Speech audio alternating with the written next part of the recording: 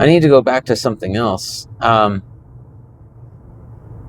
Malinke Christians contrast from American Christians in a very interesting way.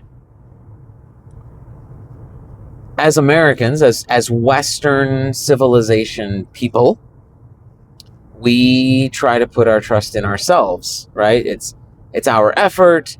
And even as a Christian, it's like, okay, well, God will help me, but it's still my, right? My effort. The Malinke believe that there is absolutely nothing they can do to change the outcome of anything. And if the spirits want it a certain way, it's going to be that way. So nothing they can do can improve their lot in life. That is what they believe. And when they become a Christian, they don't become like Americans. They simply transfer the faith they had in their ancestors and in the spirits, the demons. They transfer that faith to God. And there are some examples of God working in the lives of Christians to confirm for them that he's got them, that he has their back. One example was, like I said, you don't do anything without making a sacrifice, right?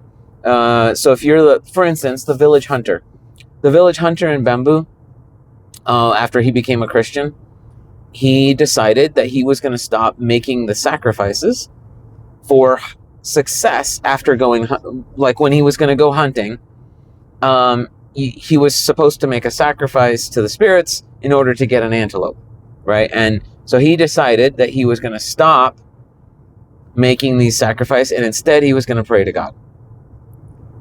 And so he did that, and he asked God for an antelope, and he went hunting, and he sees this antelope. It walks right out in front of him, and he goes to shoot it.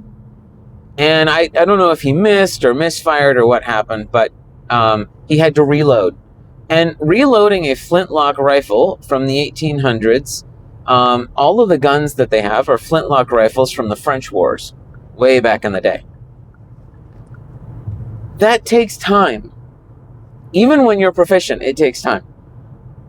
And he's reloading, and it's just standing there. Loud boom, bullet missed, normally would have run away, didn't even flinch, just stood there. He reloads, and I think God allowed the bullet to miss just to show this guy, I'm going to hold this antelope here while you go through all of this mess that normally would scare the thing away, just to show you that I've got the power and I'm doing this for you. That's what I really believe. And sure enough, second bullet, he shot it and killed it. Now, this didn't just happen once. It happened a second time. Exact same thing. And there are stories like this. When we did a believer's baptism, unfortunately I was not there. I was probably at school. I've seen the pictures and I've heard the stories from the missionaries who were there for this baptism. Now, there's a water hole near Bamboo.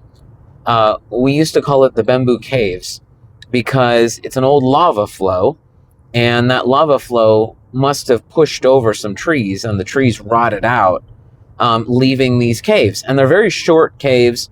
During the rainy season, they're full of water, and why we ever went swimming in them, I, for the life of me, couldn't tell you. Because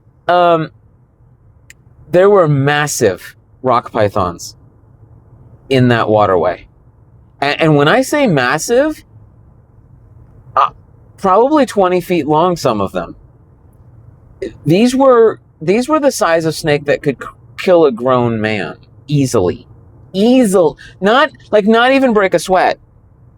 Okay? So and these aren't like cobras. There were cobras too, and vipers, but mostly cobras and rock pythons. So the cobras will bite you and you can, die. But the rock pythons will grab you and constrict you to death. That's the, like, there weren't any crocodiles because the Malinki had killed all the crocodiles. That they didn't want the crocodiles. They had killed them all. But I mean, how do you kill all the snakes? You don't. That's just never going to happen. Interestingly enough, toward the end of our time there, the crocodiles were actually starting to make a comeback, and the Malinki expressed that they regretted killing off all the crocodiles, and they were going to let the crocodiles stay. They weren't going to kill them off again. It's a very interesting cultural thing. Something that they saw what had happened, how they had killed all the crocodiles. They saw what happened because of it, and they decided that they regretted that, and they weren't going to do it again. It's very, very interesting to me. Anyway, so I say all of that. I tell this story about the bamboo caves and the water and the snakes and you also have to understand that the Malinki believe that when you drown, the reason you drown is because the spirits in the water grab your foot and pull you under to keep you as a pet. Okay? That's what they deeply believe this. So when I tell you that my parents did this believer's baptism, and as a show of faith, the believers chose to swim across the waterhole to be baptized.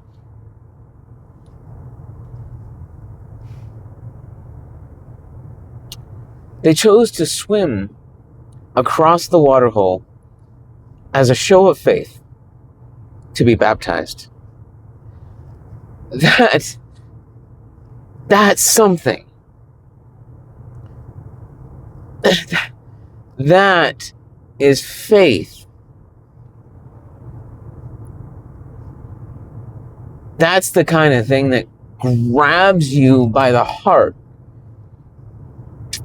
when you understand what they overcame in order to decide that God is so trustworthy.